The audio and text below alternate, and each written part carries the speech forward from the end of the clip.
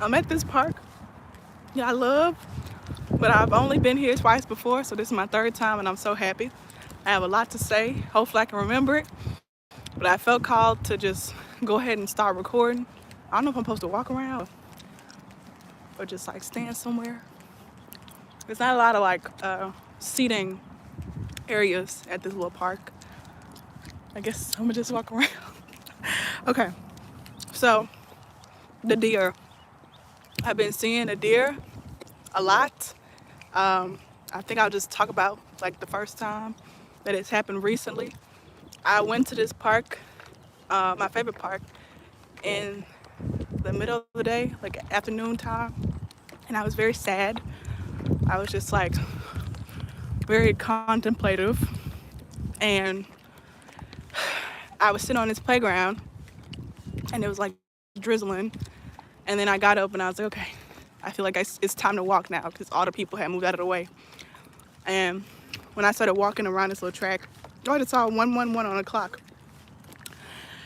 Started walking around this track, a deer came out of the trees, and I just bust out crying because it was just so nice. It was like a little comforting little like sign from spirit, like I see you, I got you. And not only that, another one came out, and another one came out, and another one came out. And so it was 4 deer in total, and they was just like moseying around in front of me, and there was nobody around because like I said, it was like drizzling that day, so it was like nobody over there during this whole time. So it was 2 like adult deer, and I would say like for human years, like late to early 20s. And it was 2 baby deer, I would say about toddler for human years. And I don't know, it just felt like they just came out just for me. And then as soon as the last one, they were all going through across this fence. As soon as the last one, the little baby one, went across the fence, that's when a woman who was jogging, or a person who was jogging, came from around the corner. Like right as soon as she came around the corner, I feel like this person's soul wants me to clarify that they were a woman. As soon as they came around the corner, the deer, like they was all gone. They was no longer visible. And it felt like they just came out just for me. I had been seeing deer before, but like I feel like these 2 times are important. It's a little bird over there. You see? A little white one. Oh Lord. So earlier this week, I was at the same park, and I was going to like the dog park area because I felt called to go over there. So I like to watch the dogs sometimes. And when I was leaving there, I was leaving the dog park. It was 2 ways that I could have taken back. Could have taken it back to my car. I could have went the other way that I came. And I literally heard this voice in my head when I stepped to go towards my car. It was like, it literally said, "You're going the wrong way. You're going the wrong way." So I was like, okay. And so I went the other way that I came. And as I was going that way, I heard a little sound in the trees. And I looked up, and it was a single deer right there. And they looked at me the same time I looked at them. And I was like, "What you doing?" And it just went back to like eating his food. And like a few minutes later, it hopped along across the road, the path that I was on, and went back into the trees. And as soon as it went back into the trees, that's when another person was coming up behind me on a bike, which it had obviously heard with better hearing than I did before. And it's like both of these times, like it was there just for me to see, just for me to see. Nobody else was allowed to see. They only come out in front of certain people. And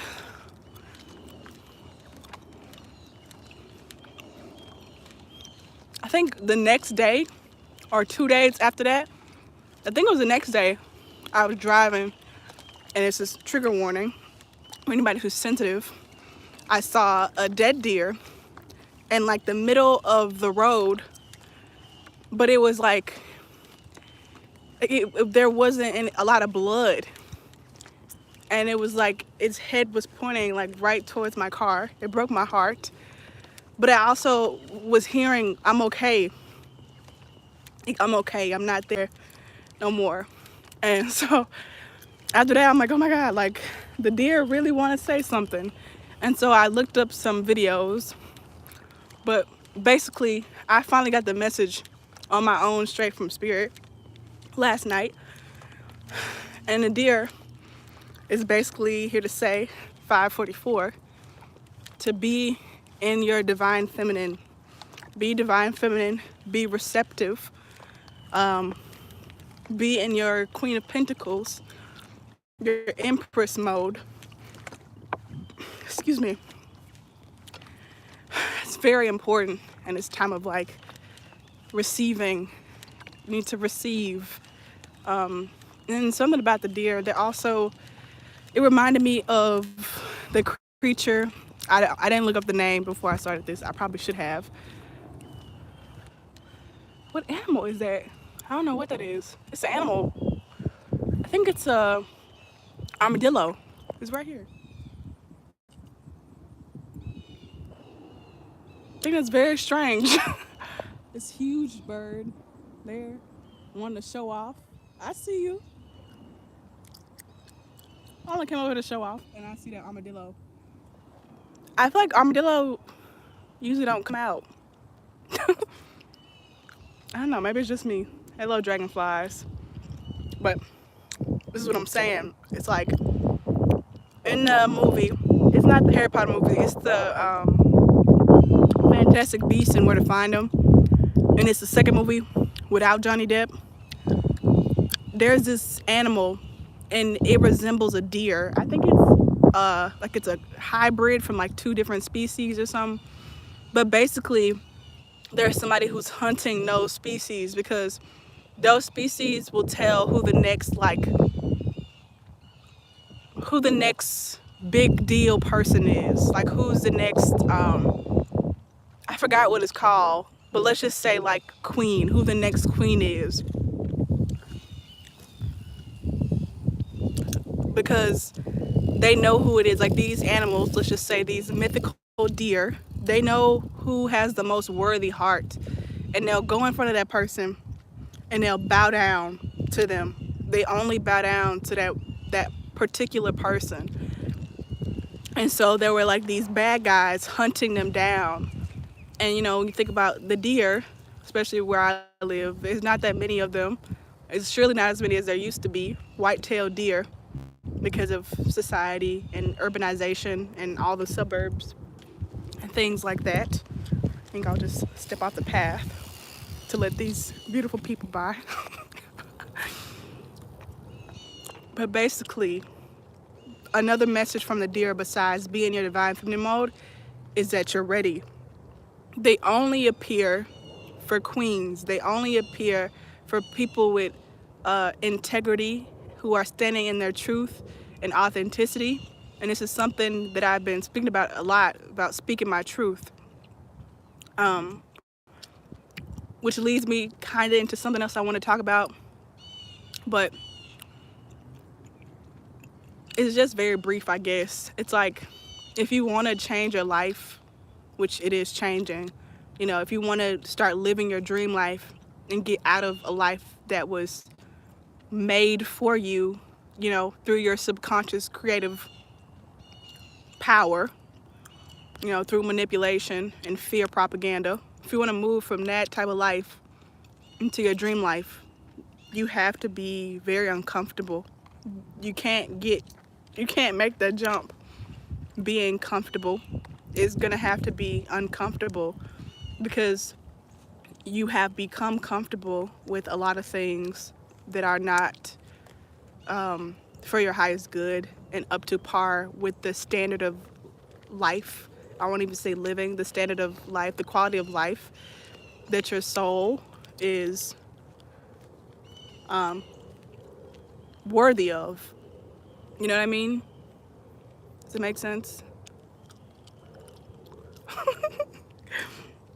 So I don't know where the hell the armadillo went. It's like once all these people came, like it's like 6 or 7 people, maybe 10 people that just walked by.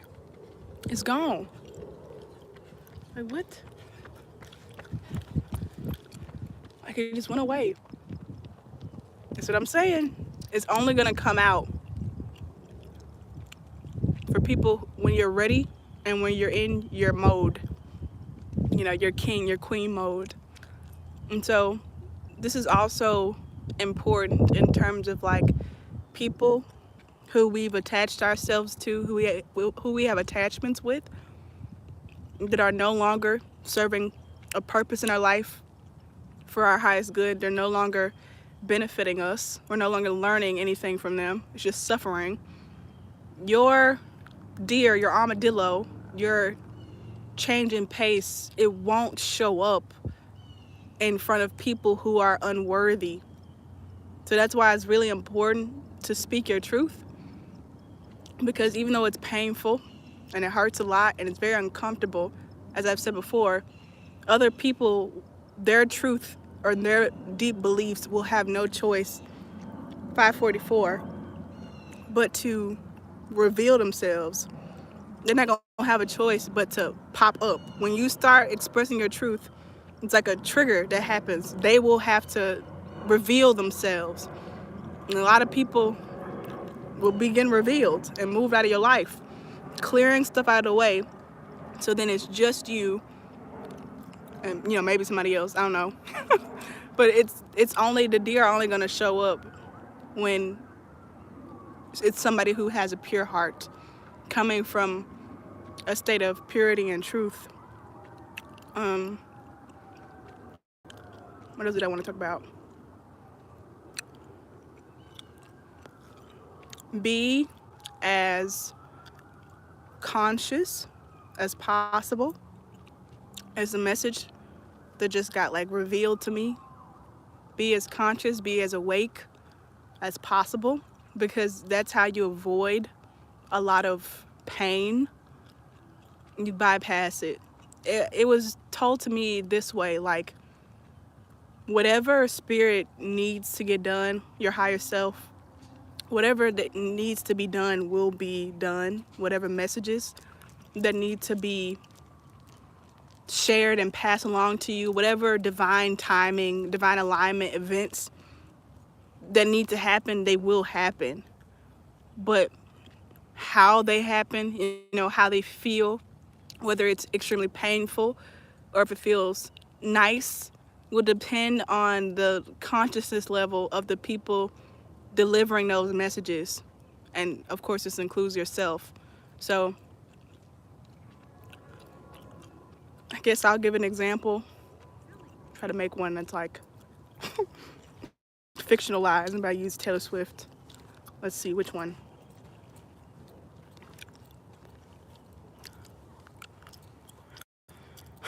Let's use the song.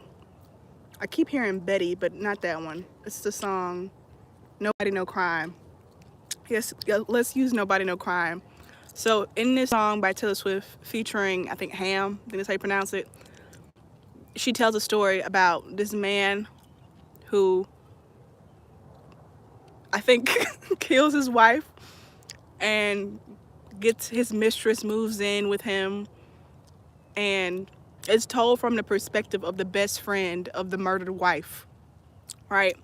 So instead of the husband just going to his wife and saying from an authentic place, if he was very conscious and he was very aware, you know, hey, this is not for my highest good no more.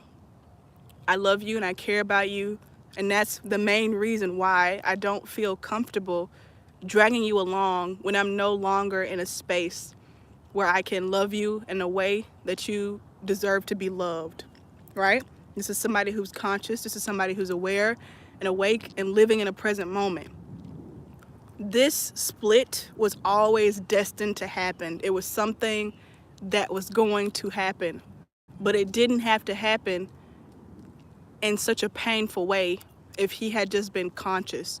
He wouldn't have needed to murder his wife if he'd just been conscious.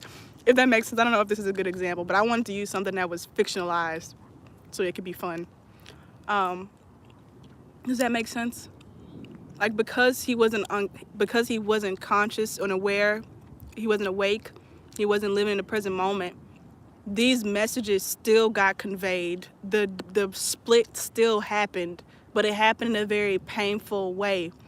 And so this is both, I'm speaking in terms of both like people delivering messages to me and also the messages that I get delivered from spirit.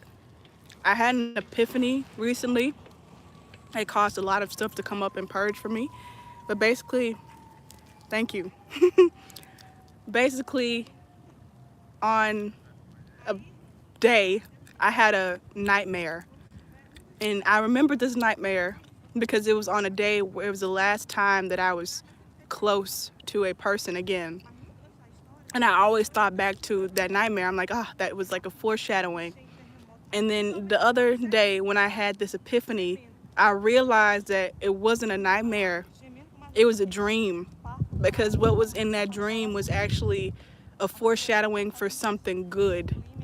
But because I was in this place of insecurity and, and this belief systems of like, people don't want to be around me, people don't truly love me, nobody's going to show up for me. I think that way. So I perceived this blessing as a nightmare. I thought it was telling me something horrible. But then, months later, I thought back to it and I was like, oh, that was actually something really nice. So let's see if I can give another example. It all happened. I got triggered because of this book I was reading by Colleen Hoover. It's called November 9. And a lot of stuff gets revealed in that book, and it triggered that dream nightmare to pop up in my mind again. So let's see if I can. Oh, okay. I'll use an example from this book to make it make more sense. So basically, trigger warning as well. Basically, in this book, which is fictionalized, a fictional story, this kid wakes up one morning and he hears silence in his house, and he knows that something's wrong. So he goes and he knocks on his mother's door. There's no response. He goes in and he finds that she's committed suicide. And so while he's waiting on the police to come, he starts going through her drawers and going through her messages. And he sees all these messages and these conversations with this guy, with this man that she must have been dating. And so he immediately gets so upset, like, she took her life for this man. Like, how dare she? How selfish could she be to leave me, her child, her son, just over this breakup? And so he goes off, he storms off at night, and he sets this man's car on fire, and it just ends up with somebody getting badly burned. And, he regrets it, but like, he's like, my mother, like, he's the reason my mother committed suicide. That's all he's thinking. And he tells this to his brother, and his brother's like, what? Like, did you not read the suicide note she left? And he's like, no. And so his brother goes and gets the suicide letter that she left. And in that letter, like, the first thing she says is like, I love my sons. I love you. And she explains that she was actually diagnosed with stage 4 cancer, and there was no way in hell that she would survive that. Like, there was no way out. The best she could hope to live was for maybe 6 months. It was terminal, and they caught it too late. Like, she couldn't do anything about it. And so instead of making her children suffer for 6 months and racking up medical bills that they would have to pay off, she chose to kill herself, but they could receive her life insurance and wouldn't have to go through all of that. It could just be clean and smooth, and they wouldn't have to live for months knowing that their mother was dying of cancer. Like, it was all for him. It was all out of love for her children. And that's what I mean by, like, if you're not in a state of being conscious and living in the present moment, if you're not awake and you're not out of the little fears and, I don't know, terrible belief systems, these events will still happen. Like she was meant to leave at that time. It was still going to happen, but it doesn't have to be so painful. It doesn't have to be so hurtful. It doesn't have to lead to more tragedy if you become conscious and if you start believing and thinking and knowing in terms of the real truth that you are beloved. I don't know why I said beloved. That you are loved, you know, infinite. You're loved beyond anything. You're always loved, and everything that's happening for you is always ultimately a show of that love. You might not understand it, and I want to specify that being conscious and being aware does not mean that you understand and know everything. You don't have to understand and know everything. There's a level of trust that's necessary, a belief system of I am loved, and so therefore everything that's happening to me is happening for me. And that's a really painful transition to make in the mind when we've been raised in this world our whole lives, which is so much fear mongering, so much fear, so much cautioning, so much propaganda, so much subconscious and subliminal messages asking you to continue to be in fear. It's a rough transition, but it's a worthy one because that's how you get out of feeling pain all the time. Like, that's how you get out of it. Oh, it's 5:55. Look at that. I mean, you can't see. I don't have a clock. But look at the time. Look at that. So, yes, that's very important. And I feel like that's also what the deer embodies. Like I said, it's so much deforestation that happens. You know, so much stuff gets torn down. But, like, the deer is still, like, majestic. Every time I see them, they have their shoulders back, their heads held high. They're just so confident. Like, they're not worried about nothing.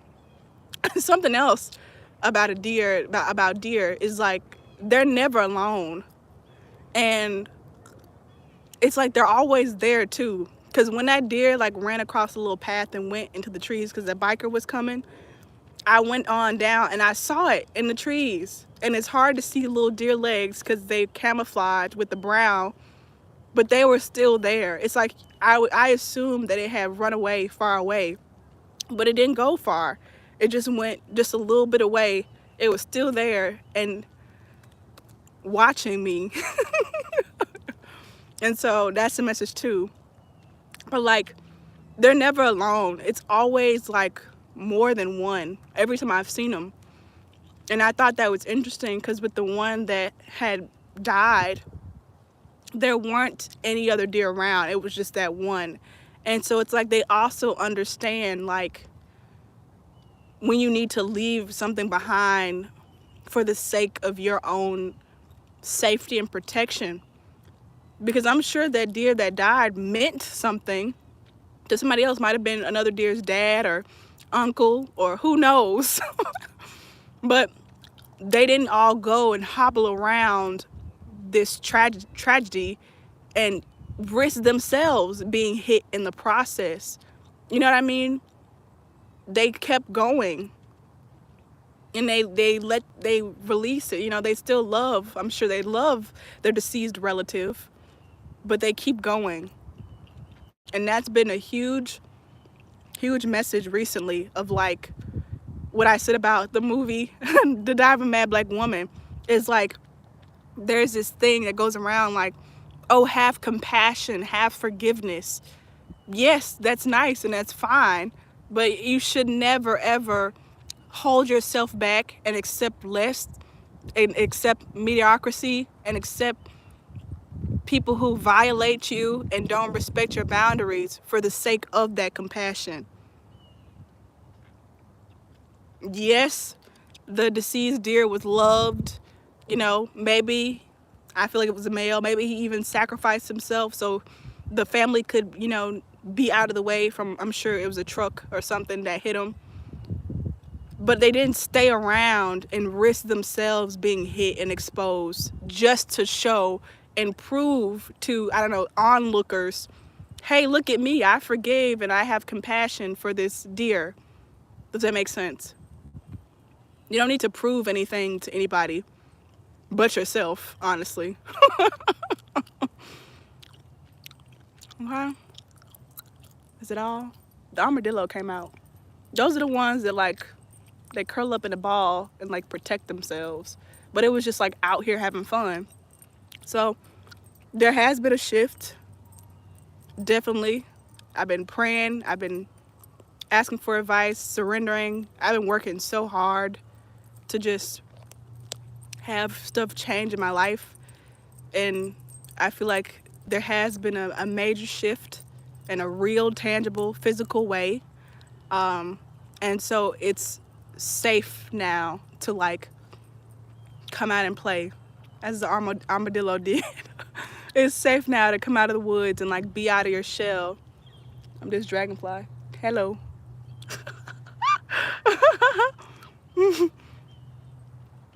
But yeah, and I feel like one of the reasons is that it's safe, or maybe the reason that it's safe, is because you have done all this work to clear out what wasn't safe, to clear out the danger.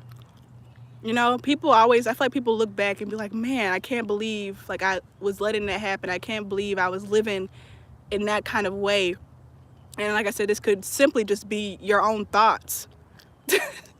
This dragonfly, they always be, like, playing around, rushing at me, then, like, dip off to the side.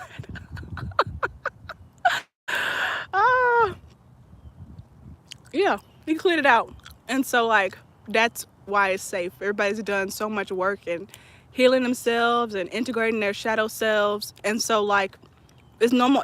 It can't be, like, demons are just projections that you project out. You project them out. You don't want to deal with your stuff. And so they pop out into reality and they come and attack you. And if you integrate and you accept, your flaws and your shadows, if you don't run away from them, then it's, who they gonna scare? There's nobody to scare if you're not scared no more. So they just go away. They have no choice. They don't have a energy field to suck off no more. And as I was saying this, I don't know if you can see, but it's these two birds, and it was just one down here for a long time, the one in the front. I don't know if you can hear the wind blowing too, but as soon as I was saying about, like, it's safe to come out, this other bird came and flew down next to this one, as you can see, hopefully. And so it's like, now, this is what I was saying before about the deer too, but it's like, now that you've cleared the shadows, the perceived danger, the fears and stuff around you, now it's safe for the deer to show up. They're only gonna show up for the worthy. And so now with this physical other bird coming along, now it's time for divine unions to happen in the physical. I had somebody comment under one of my videos, one of my reels, that they got proposed to, and that the person that I believe is their divine counterpart just asked them to move in with them. I was so happy to hear that, like, finally, thank God. Some physical proof of something happening.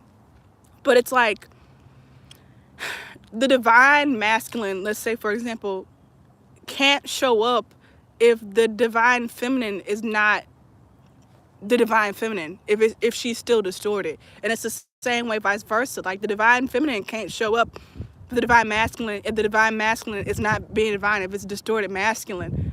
The magical deer, the mythological deer from the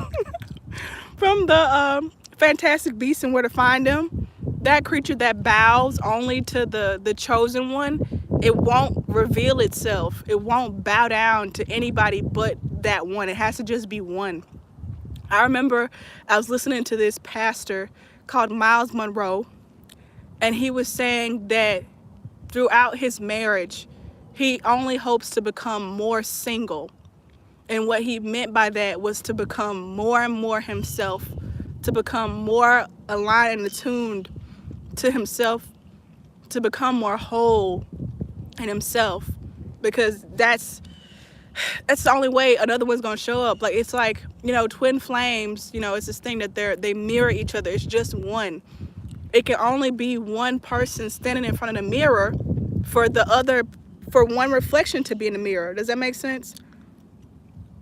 It has to be one. So you have to get rid of all those doubts and those parts of yourself that are false. They ain't even you. Those parts that are so afraid of everything, and oh, I'm gonna fail, and so embarrassed and so shamed and feeling so guilty all the time. That's not you. That's not your higher self.